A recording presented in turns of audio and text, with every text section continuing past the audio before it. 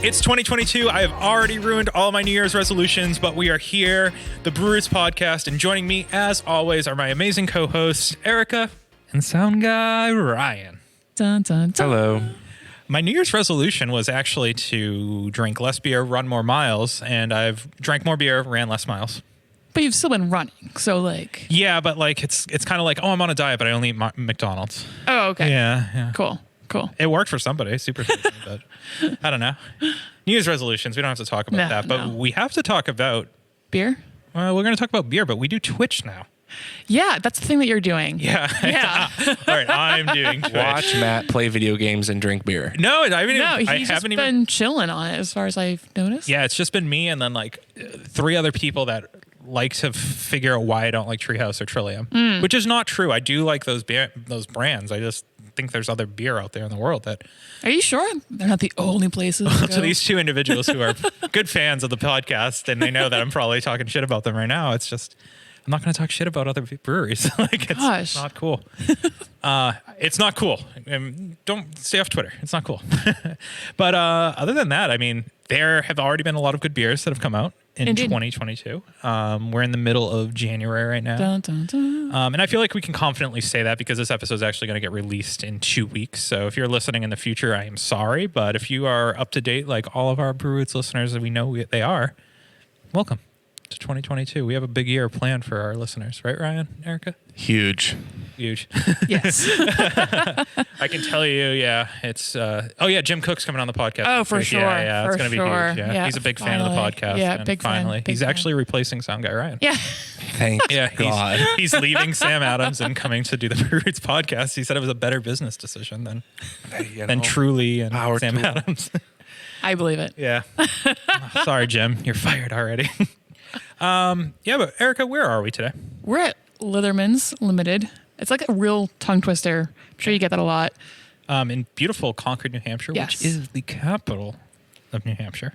Yes. Yeah, right? Yes. Kind of. You shook your hands like... Oh, no, absolutely. Okay, all right, cool. like You're jazz like, hands? yeah, it's like a Yeah, jazz hands. I was like, yeah. is it like not? Like, I thought you were like... Are things changing? Yeah. And actually, we're here in the presence of royalty because the person standing to my left, Dropkick, which Hello. we're going to get into your nickname. I know the backstory because I read an article very recently. Our listeners might not. You won the best brewer of New Hampshire, so congratulations. Thank you very Yes. much. That is so awesome. you. Just because It's awesome. there's a lot of breweries in New Hampshire, and for one in Concord, New Hampshire, like, congratulations. Thank you. Thank you. And I know a little bit of your backstory, like starting as a volunteer here. Like, Indeed. that's badass. Yeah. Yeah.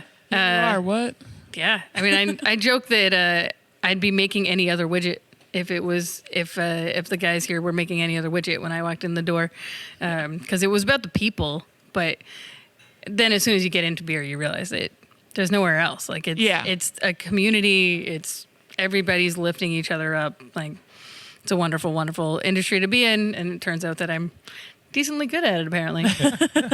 And Steven. Hey, how are you? Hey. I'm just kidding. Hi. Hey. So can you just let our listeners know your roles at the brewery first? Sure. So I'm Steve Bradbury, also known as Doc Jones. I'm the owner and I guess wearer of many hats. Yep. Yeah. Many hats. Yeah. Yeah. All the hats. Janitor, You name it. Fill in phone the blank. answer. Yeah. Yeah. Exactly. Yeah. Yeah. Recently started calling me head brewer, I guess. Oh, cool. We'll go with that. Yeah. Is that what it says on the business card? No, but that's just because I don't want to buy more business cards. It's what it says in my email signature. Okay. That's what makes it real. Yeah. Yes. It's definitely what makes it real. Yes. Business cards are so 2020. Yeah, exactly. We're leaving those behind. Who needs those? We're in 2022. Email signatures only. That's all you need. Yeah. So we start our podcast by asking our guests specifically what their first memory of beer. And I'm going to add a new question to that. Ooh. What made you fall in love with craft beer? Ooh, mine are combined. Okay. Love Sweet. it. I guess first memory of beer is like stupid, crappy college beer. So like, I don't even really think of that. What was a stupid, crappy college It was beer? Bud Light. It was Okay. crap. All right. Hey, It listen. was. Hey, you said it, not me. Yeah. it's one of the most consistent brands across the world, all right? Gosh. Sure. No, I really like the first memory that I enjoy of beer is so I went to the University of Connecticut, and just down the road from UConn in Willimantic, Connecticut, there's this really cool little brew pub called the Willimantic Brewing Company.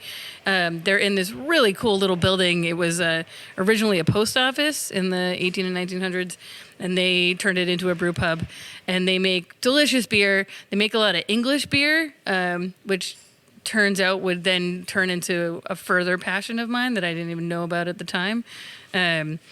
So going there actually after college when I was still living in the area was really where I fell in love with like actual craft beer and different styles, and knowing that the difference between a stout and a porter and a pale ale, and it's where I had my first ESB and was definitely the inspiration for my first recipe here, which was an ESB. So place and time, yeah. Our Brewers listeners know ESB is extra sexy bathtub because we brewed yes. an ESB, but ESB for our listeners, who don't know, what does it really mean? Definitely. Yeah. So, Steve, your first memory and when you fell in love with craft beer? Sure. First memory would have been, Natural Light, Keystone, something like that. Natty Ice. Yeah, exactly. Nice. Those would have been, first memories of beer. But what really got me into craft beer, in college, I started drinking Newcastle, JD Honey Brown, some of the Pete's Wicked that was out at the time. But what really turned me on to craft beer was Sierra Nevada Celebration Ale. Oh, nice. Still a good one. It's still a great beer. Yeah. And after that, I was hooked. And, at that point, there was nothing in the IPA realm that was really that strong tasting. But I was hooked after that point. Absolutely. So what was the original plan for the both of you? Obviously going to UConn, and I'm not sure where you... I went to Plymouth State here in New Hampshire. I have a degree in anthropology. Okay, I was close. You were right. You were close, yeah. I'm going to one-up him, though, but I'll let him finish. After college, I got into sales, did sales in power tools and pharmaceuticals for many years. It was always, since I started homebrewing, it was always, I always had that dream of I want to open my brewery one day. After years of putting a business plan together, made it a reality. So very cool. Yeah. Awesome. I went to the University of Connecticut, and I have a bachelor's degree in euphonium performance. Oh my God, it's a music major. Yeah. Oh, okay. I love it. It sounds Did like you do marching music band? thing. I did all of the Oh yeah, Ryan and I did marching band. So yeah. I was the drum major of Concord High here in Concord, New Hampshire. Ryan was a drum major. Yeah. Love it. What was So- your instrument? Or I guess you had many instruments, but so anything specific you She loved. said it. you didn't even catch a euphonium. Oh, I is don't know an what that instrument. is. Yeah. I'm a loser. I mean, but it brass. okay? I've dabbled in trombone, euphonium, a little bit of tuba. Spent some time playing with some English style brass bands, which apparently tie into my love for English beer. But they play on some cool horns that you don't necessarily see in a lot of American concert band type settings. So I thought I wanted to be a music teacher, and then I decided that I You just went wanted to 360. Yeah. Yeah, well, right. I just wanted to do it as a hobby, really. Yeah. So, I don't know. Then I became your typical starving artist. I worked in accounts payable, accounts receivable. I did a little stint as a nursing assistant at Catholic Medical Center for a couple of years.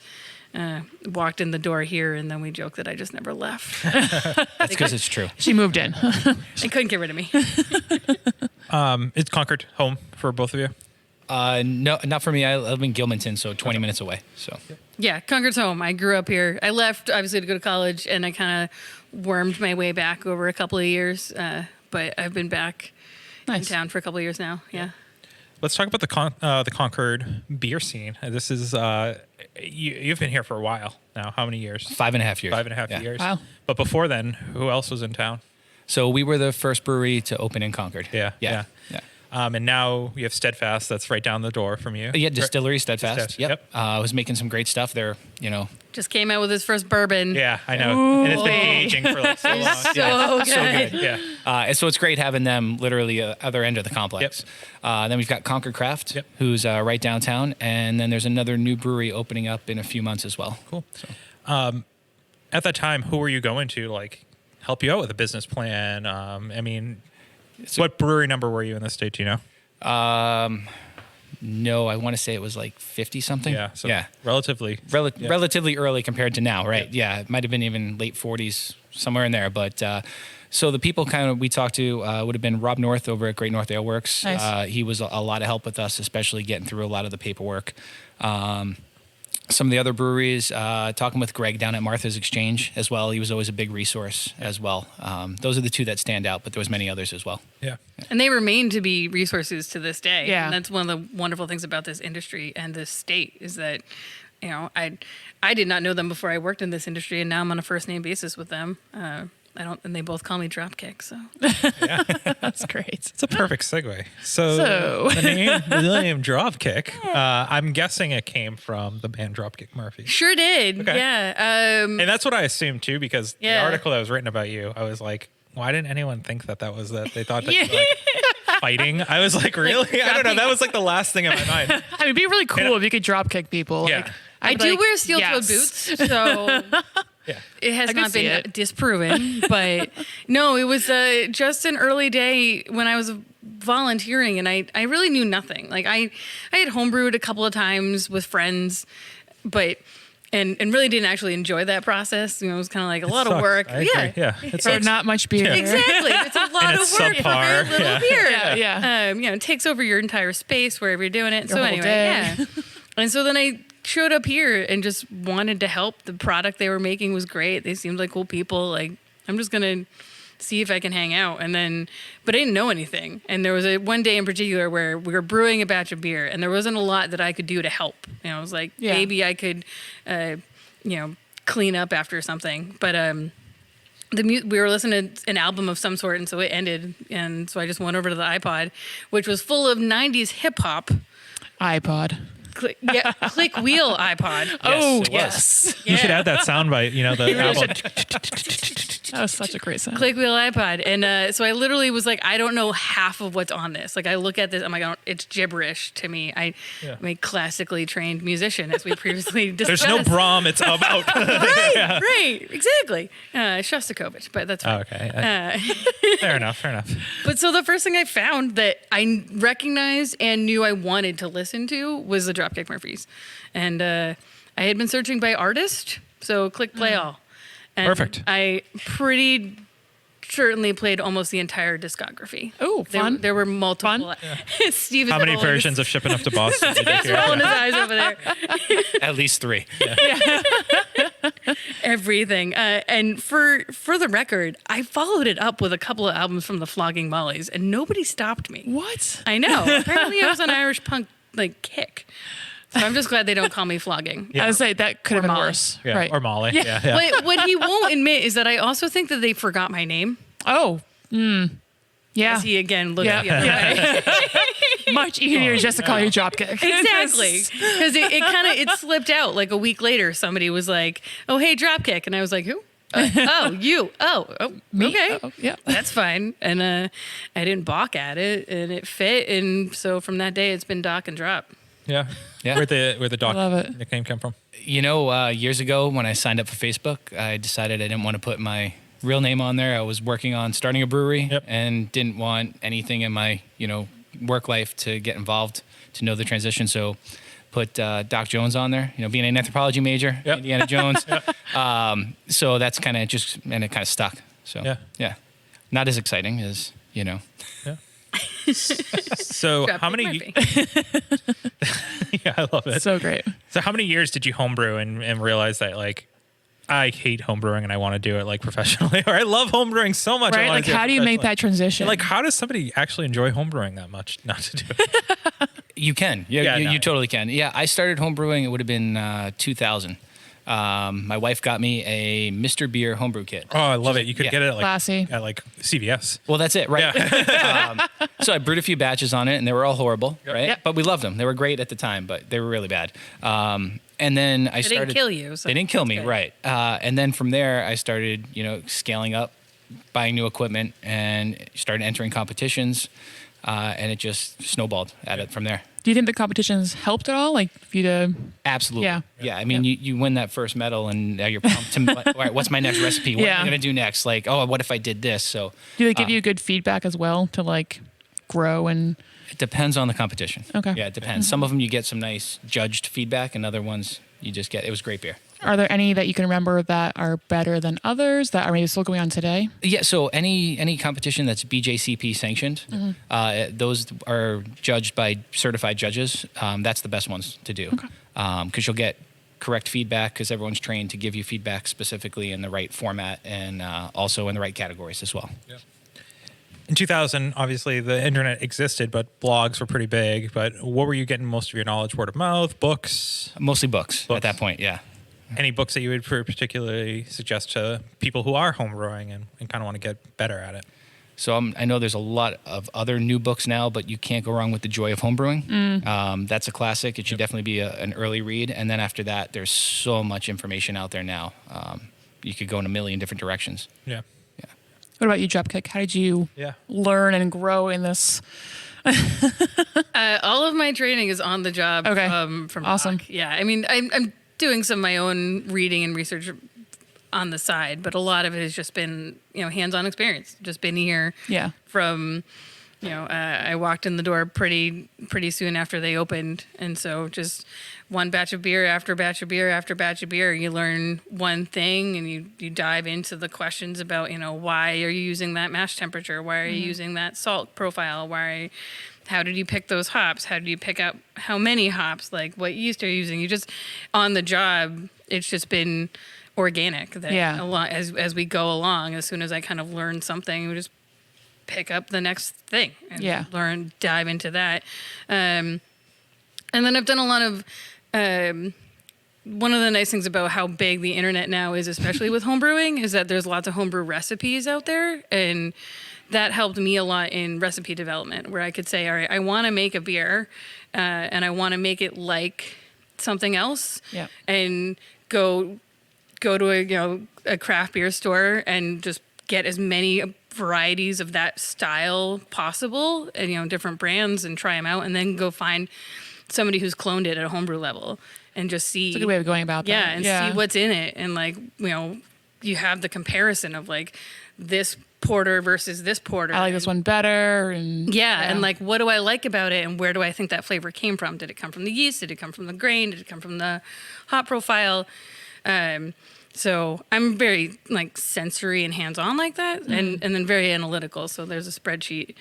Somewhere with so many all of my research for I think I reached out to John Pino of the Packy.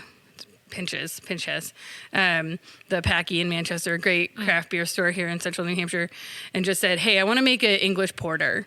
What do you have? And he was like, I've got this, this, and this. This one, they don't list it as an English porter, but it definitely is. So I'm like, so he would put together mixed packs for me. Oh, that's awesome. Of everything that he had that would fit whatever I was, and so then I could take it home and try it all and do side by sides and dive into the recipes. Very cool. So before we get into Litherman's early days, and what got you in the door specifically to be like, I want to volunteer my time to be here, we have a word from our sponsors. Take it away. Woo! Did you know that your favorite Massachusetts breweries use hops from a local family-owned hop farm right here in Massachusetts? Our friends over at 4 Star Farms are there for you whether you're a commercial brewery or a small batch home brewer. Make sure to head over to their website today and get your hands on some of the best and freshest hops available locally. Cheers.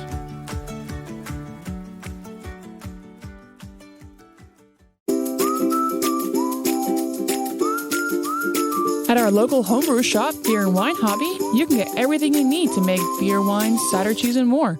Not sure where to start? They have knowledgeable staff there to help. Beer and Wine Hobby is family-owned and located in Danvers, Massachusetts. Visit their website, beer-wine.com, and use our promo code BREWROOTS for 10% off your online order today.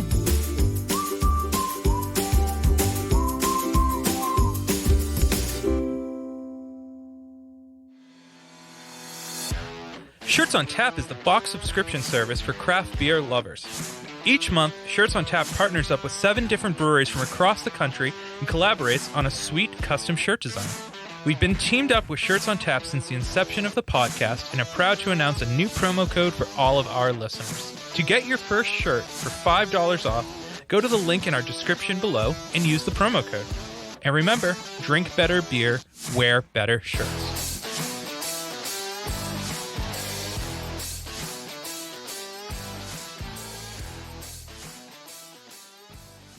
Well, shots were just fired across here because Ryan's not wearing a Litherman's hat. Rude. Super rude. But I'm curious because we're going to just segue away from that. Because he's going to have one after, I'm sure. Right, Ryan? Yep. Yep. Definitely. Dropkick, I'm curious, like in the early days of a brewery, right? Especially what? So 5.5 years ago was 2016, right? Yep. Not a lot of breweries in the area. And Right. like being like, I want to go into a brand new brewery that I don't know that much about and volunteer my time. Like I value my time and I don't know if I want to volunteer at a brewery. Maybe it's because I know too much now. Yeah, right. Yeah. But like, And You know how miserable it is. yeah. I mean, I look back at it now and I realize how serendipitous it was. That like I got to miss the boring nitty gritty part of like writing a business plan, right. finding a location, finding equipment, installing that equipment, brewing on it for the first time, which always goes very Is that poorly. boring? Yes. Is that part boring? It's a lot of work. Yeah. It's boring, but it's tedious for sure. Yeah. Yeah. And so I got to skip all that. I literally walked in with a family friend who she knew Steve and came in and just as a customer. And I, at the time, was in a job that it wasn't really the forever job. I was kind of feeling my way out of it, but didn't really know what to do with my time. And so I needed a hobby. Yeah. And it just fell in my lap. Where Slaving on a brewery it is. Yeah, right, literally. I look back at that time, man, I shoveled so much grain. Because, all the things you do from the ground up. Right, But, yeah, I mean, that's all it literally was for me, is that I walked in and I had the time because I wasn't really, I don't know, I was in transition in my own life. And so I had the time and the space to come in here. I actually left that job, and the summer of 2016, I used some unemployment time to go to training to become a nursing assistant. Thought I wanted to be a music teacher. Thought I wanted to be a nurse. Yeah. And You're just serving people in other ways. right. We finally figured out where I should live. Yes. Yeah. But that also gave me the time to be here. And so when I wasn't training, I was here. And then my first job as a nursing assistant was second shift. And so I'd come in here and be here from like 8 to 2. God, and I'd what a literally have a life. bag of Jeez. scrubs. And I'd like get out of here at 2 o'clock, 2 o'clock in the afternoon, throw my scrubs on and drive to Manchester. And Like 3 to 11. Yeah, Oh, literally. Long ass day. Yeah. And then you just, Yeah. and so you slept. So you beer, nurse. Yeah. Yeah. Pretty We should much. make a shirt. beer, nurse, sleeps, nurse, beer, sleep, something like that. Yeah. That would be, that's your next shirt. I won't even take any royalties off of it. Yeah. But it was really, I don't know. We, Steve and I just clicked as coworkers from the very beginning. So coming to work with him was an easy thing. And he's a great teacher too. I mean, we talked about how I had no experience. And so there was never any that I never felt bad about that. It was always a good thing. It was always a like, cool, you don't know anything about this, let's talk about it. Yeah. And there's a thing now, so you do that. Like that's own it. Like, become more acquainted with that part of the process and then move on to the next thing. And so it made it easy to spend my free time here. And yeah. As an employer, do you feel like that's almost beneficial to you to take someone who almost, not that I'm saying you knew You can nothing, mold but like them yourself. mold them yourself Yeah. and maybe not have the bad practices or less desirable practices from another place or, Great question. Definitely. I think if you have the right person who's got the aptitude, you absolutely can. I mean, Drop is so analytical, and I'm also analytical, so it just really worked really well to kind of show her the different processes and everything that's involved. I think it can go both ways, though. I mean, we are two other people at Brewers that work here. Both came from the brewing industry before coming here. A lot of it is you're always going to develop bad habits. They're not necessarily bad, but they're the way you did things at your previous brewery. Doesn't mean it's wrong. not everyone has the same stove to cook on, right? Exactly. Yeah. But so it's really more about your willingness to adapt and change and do something out of your comfort zone, or just get in the habit of doing something differently. So speaking about adapting and changing, what made you leave anthropology to like adapt and change? That's like a big, or sales, like how do you find yourself that one day just being like, I'm going to take this huge risk. I don't know if married with children or anything like that, but like going to a significant other or even yourself to just say like, hey, this is what I want to do. Yeah.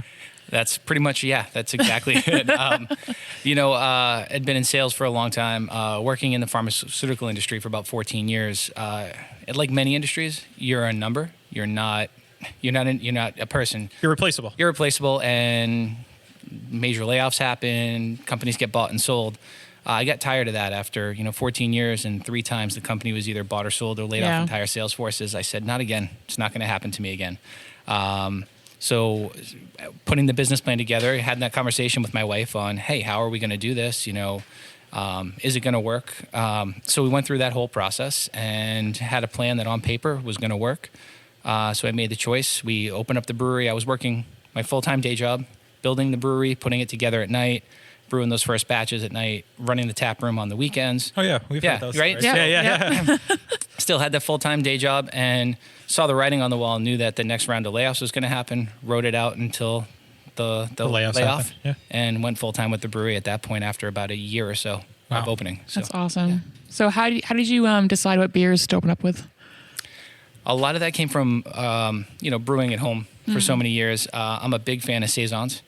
Cool. 5 years ago, that Belgian beers were way more popular than they are today. Yeah, that's true. So you could open with the Saison 5 years ago. I was going to say, that's impressive, opening with Saisons. Right. And we did. And that was a flagship beer for the first year and a half. So it was recipes that we, had brewed at home that we were big fans of. Okay, cool. That was kind of how we determined, this is what we like. Yeah. So let's start there. Yeah. 5.5 years later, why are you still here? I'm still passionate about it. I mean, there's something about multiple parts of it. First is just the creation of recipes, right? That's what's so fun and what drives you in brewing is making new recipes, getting out of your comfort zone and brewing styles of beer you've not had a lot of experience in. And there's all that time that goes into that, the research and development of the recipes. Then it's actually putting that into making the product and then getting your final product out there and seeing the response from people. It's motivation. That's what keeps motivating me. It also motivates me with everyone that works here, everyone on the team, everything that they're doing and seeing their accomplishments and their growth. That's a motivation, and that's what keeps me here. So I'm kind of curious about recipe development. Do you tend to try to stay true to style? And if so, like how True to style mean anything? Right? Yeah. Does it mean anything anymore? I mean, like you talk about being creative and stuff. It's like, is it still an ESB if you're not using, these certain grains or these certain hops? It's just an interesting topic. I mean, I think we have kind of our own twist on a couple of things. Like, the New England IPA was still new enough when we first started making them that we could decide how we wanted it to be, and we've kept it there. Mm-hmm. We do it the way we want it. It's not exactly the same that you get it from everybody else, but it's, we come up with it and we think it tastes good, and then we try to stay consistent with it. The fruited sours, I think we were kind of right at the top of at the bottom of that as it was starting to rise as an accepted and a popular style, and we decided what we wanted ours to be. We wanted them to be clean, we wanted them to be crisp, we wanted them to be clear, unless they have plum, because plum is impossible to be clear. And cold crash that out of that. there are not enough hours in the year. Yeah. And we've just, that's how we like them. And so we've decided to own that as our style. But we'll do other things too. So like the ESB, I've tried to stay pretty close to the English beers that I've done. I've done an ESB, a porter, a blonde ale, and I'm trying to keep them pretty close, but put my own personal spin on them. Yeah.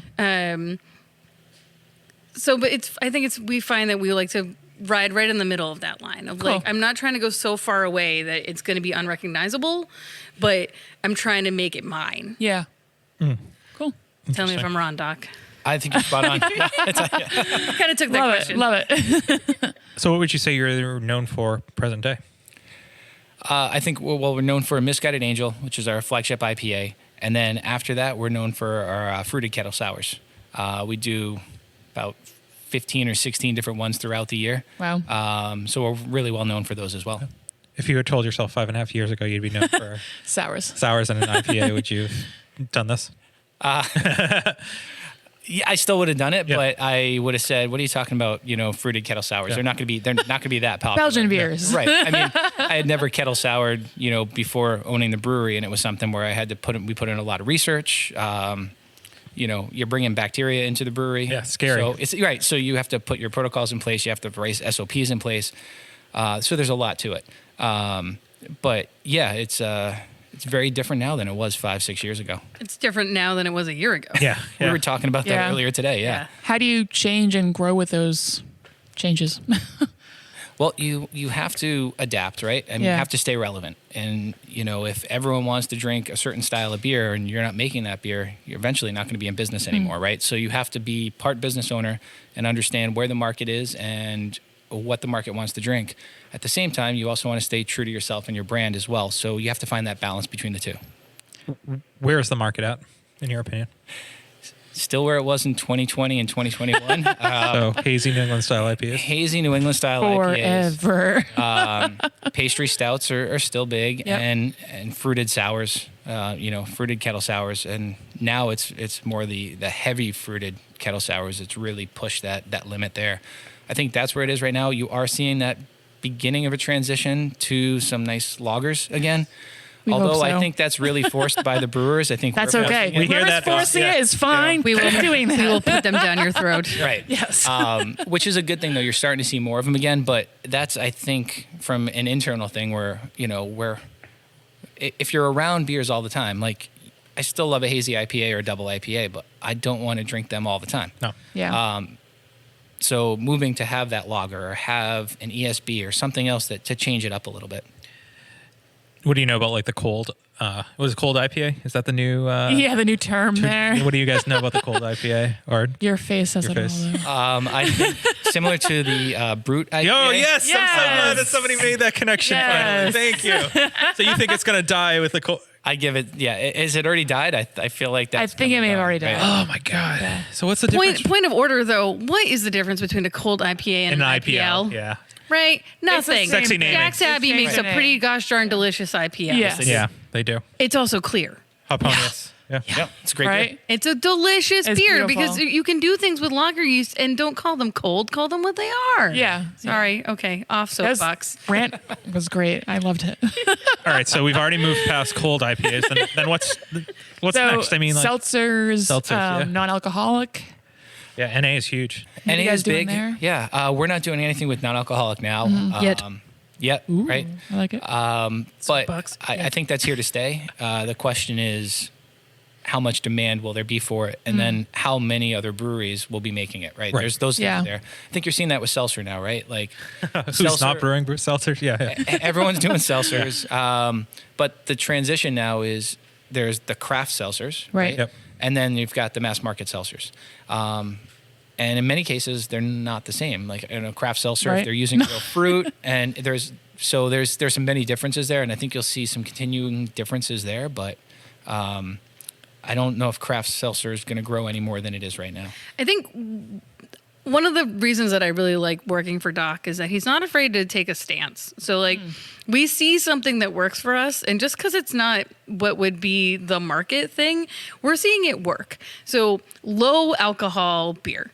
Lower, not non-alcoholic, Yeah. but low enough. Sessionable, right. Session, like it's the thing that when you're in the tasting room and you're hanging out with your friends and you've had an IPA and you've had a fruited sour and you've had a pastry stout. You're not going home yet, right? Right. You want Yeah. one more. What are you going to drink? And that's the Pilsner, the lager. Yeah. I made It has its place. yeah. Like I made an English, we just called it an English style pub ale. It's called 10th Man.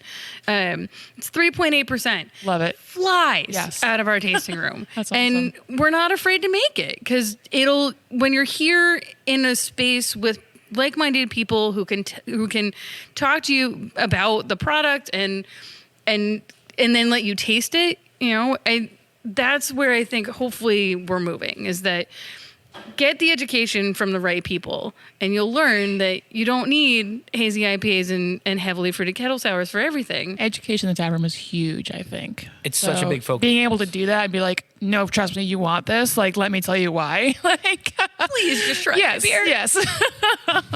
Makes a big difference. We strive for that here in the tap room because Yeah. education for the customer is key, whether it's just on the beers you have on draft or the styles. So we actually pay for all of our employees that work up in our tap room to get Cicerone certified. Awesome. Because that knowledge helps them with their confidence. And then when we're telling them about a new beer that's come out and, what ingredients went into it, then they can explain it to the customer. Yeah. Or when the customers come in, because you're always going to get the customer that comes in that has a lot of knowledge, and they're expecting the person working on the other side of the bar to have that knowledge as well. Yeah.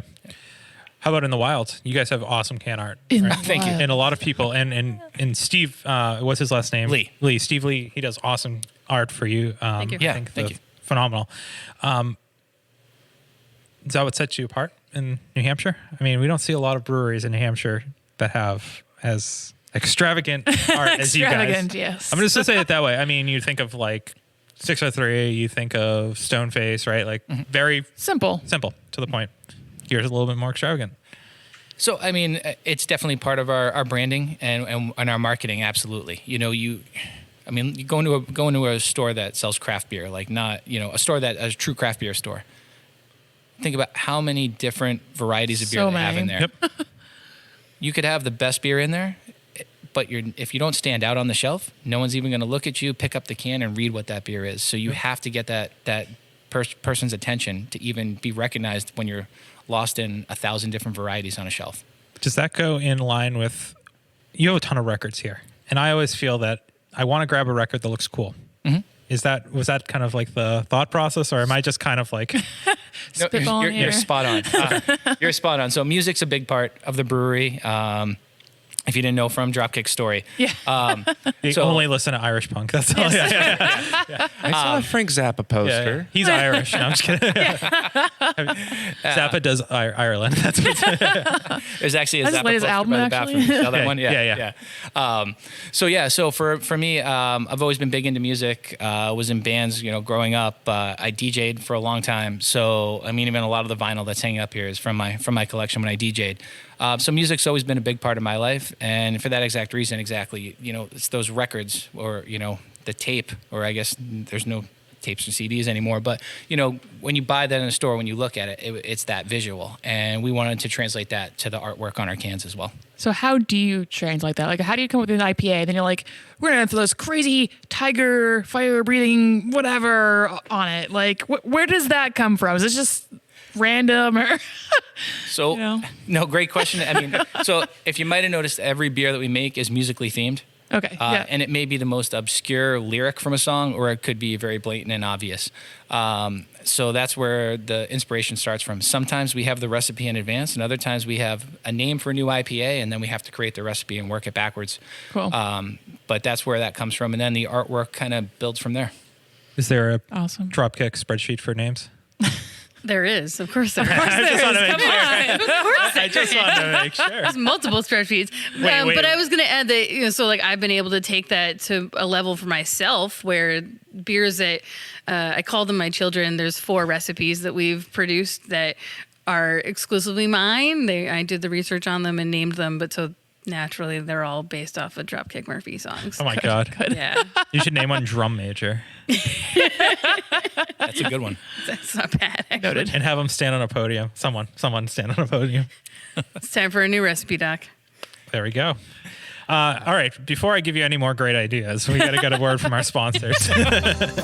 Are you a solo artist, band, podcaster, or anyone else who needs recording services? Well, we got a place for you where your vision can become a reality.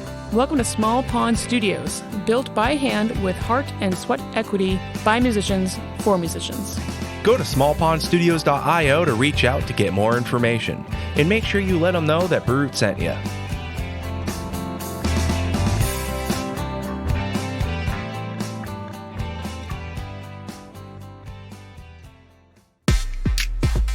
Hey, Sound Guy Ryan here.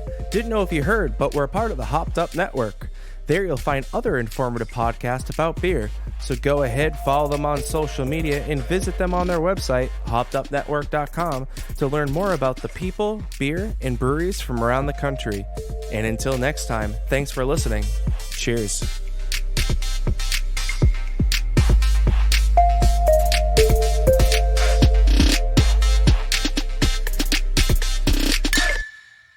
So we're back. And we're back. We're still in Concord, New Hampshire. You betcha. It's We're- very, very cold. Yeah. Yeah, today might be the coldest day of the year. Yeah, it's the Just throwing coldest it day out in there. 3 years, actually. That's what they told Is us. it? Yeah. Is that what they told you? That's what Maria Menounos told us. Sorry. I don't know what her name is, actually. The weather person on Yeah. on The Fox. internet. I walked Yeah. my dog twice today in this. It's cold. Wow. Just for fun. Sounds fun. Do you give your dog booties when it's this cold? I don't. They're really quick walks, like Okay. just down the street and back. We didn't go very far. Moving on. Yeah. So I know that you are the treasurer for Pink Boots. Yes, the technical term is financial liaison. I'm sorry to give you a lesson title. Yeah, well, mainly because the Pink Boot Society. I'm assuming this is where you're going to go with that question. We are leading into it. yeah. It's going to go Take it. straight there. The Pink Boot Society is a now global nonprofit Whoop, whoop. started here in the U.S.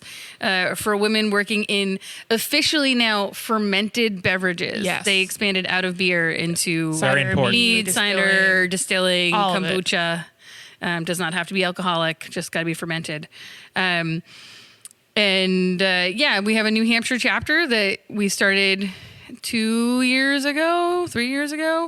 COVID has everybody confused on what day of the week it is. Yeah. And so, like, our New Hampshire chapter is part of the national organization. So at your local level, you have a financial liaison whose job it is to make sure that the funds that you're raising are being accounted for and are being sent to the proper places, and then also can help advise.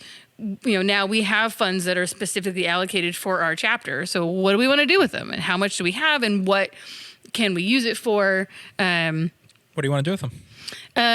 We're speaking of Cicero training, we're actually looking into getting everybody in our chapter Cicero Awesome. trained. Very cool. Yeah, really looking forward to that.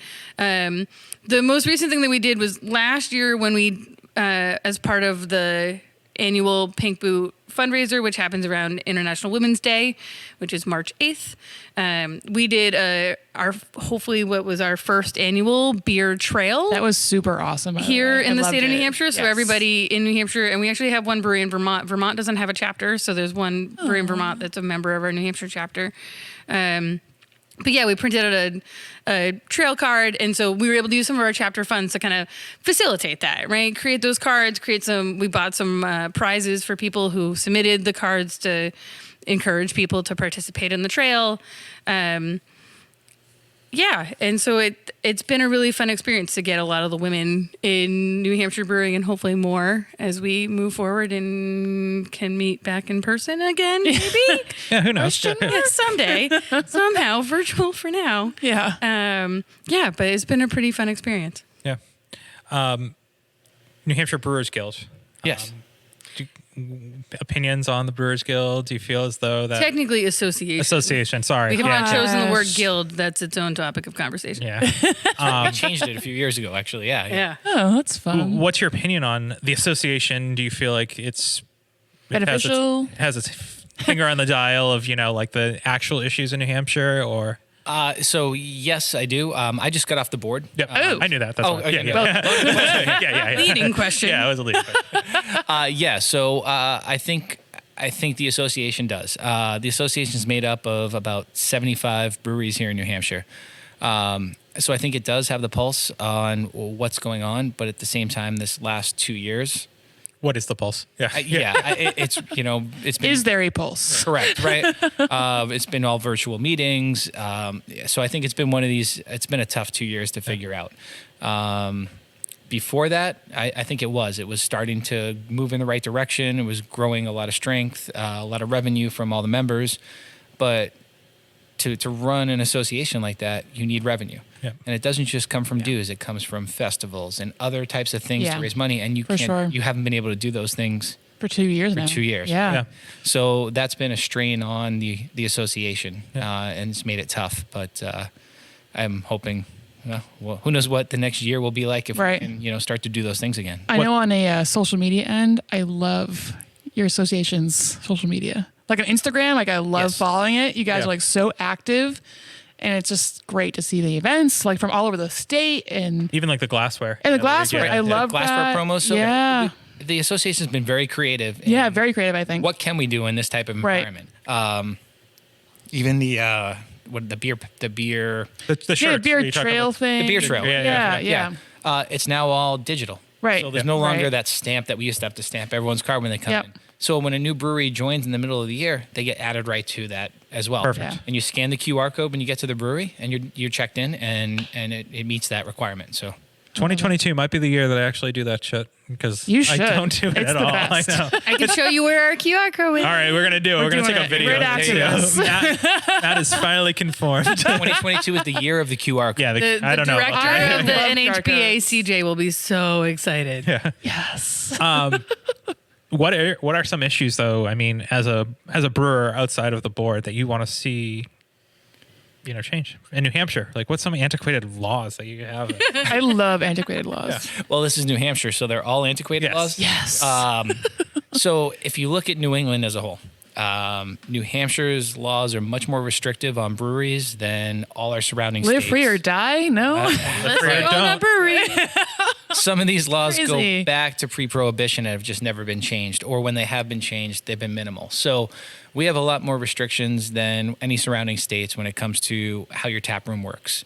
There's been many moves by the association to try and improve that, and there has been improvements, but we're still not on par with So what the are rest these of New crazy England. restrictions? It has restrictions on food requirements and how much beer you can pour with or without food.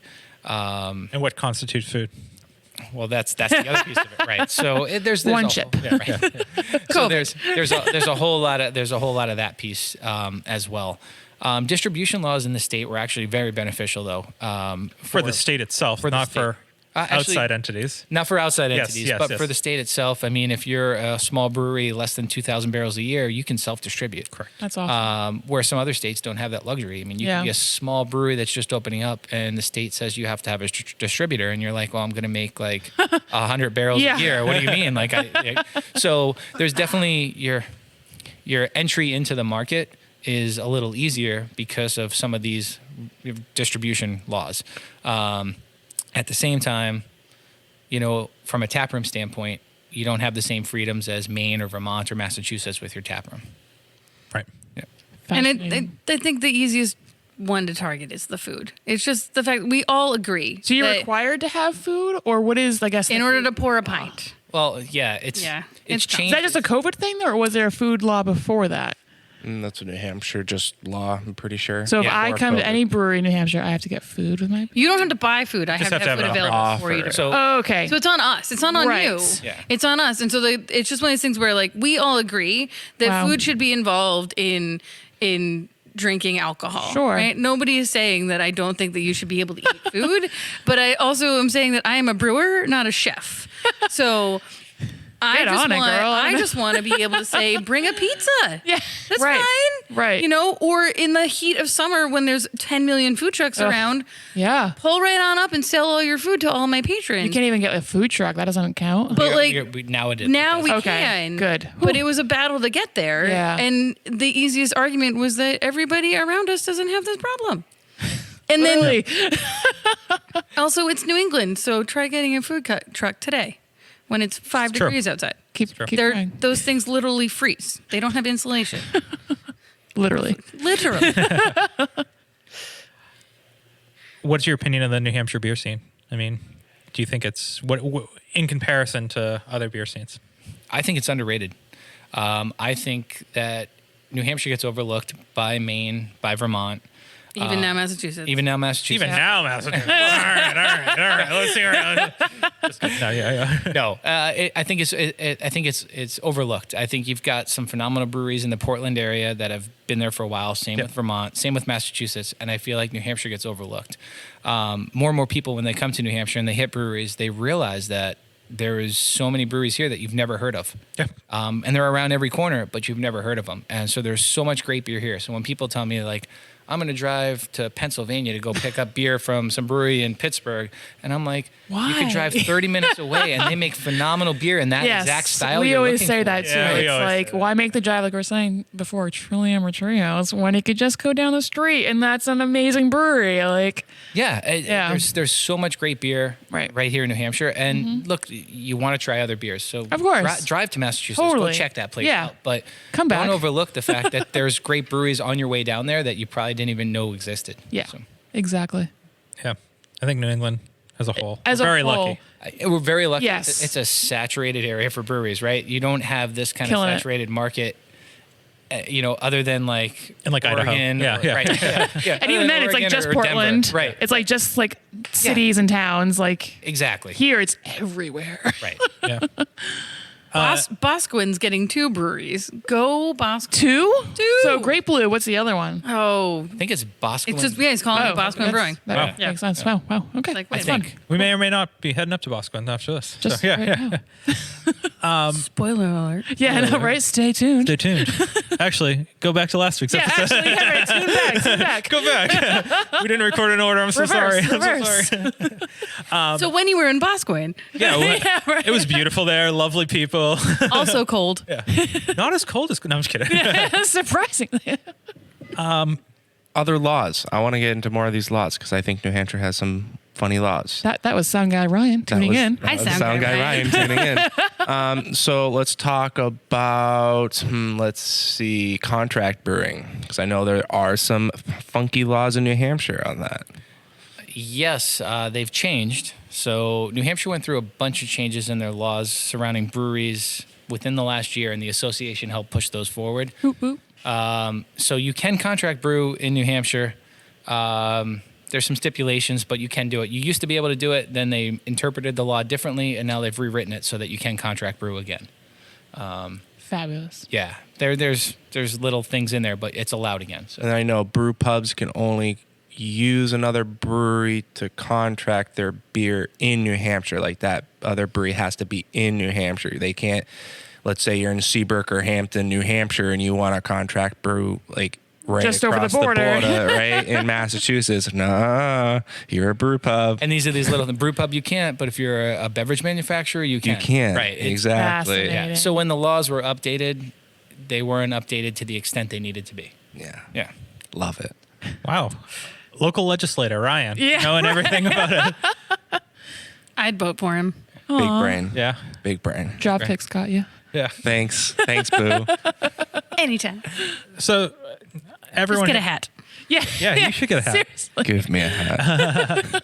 So Talk to my boss. we want people to come to Lithermans, right? Yes, Yes, please. And get hats and drink their beer. And Especially the hat. yeah. Yeah. But before we get into that, I just have to is what Jeffrey. else? I know. I'm sorry. Is Jeffrey wear Birkenstock? That's a no effects, right?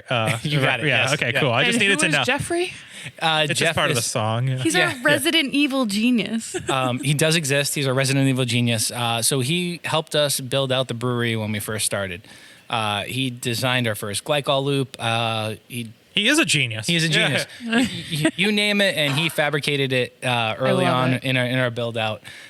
So we wanted to commemorate him on a can. He goes by Jeffrey according to his wife and his daughters. So Jeffrey Wears Birkenstocks was the Wait, right. you mean he name for doesn't that go by beer. Jeffrey? What does he go by? The Jeffrey?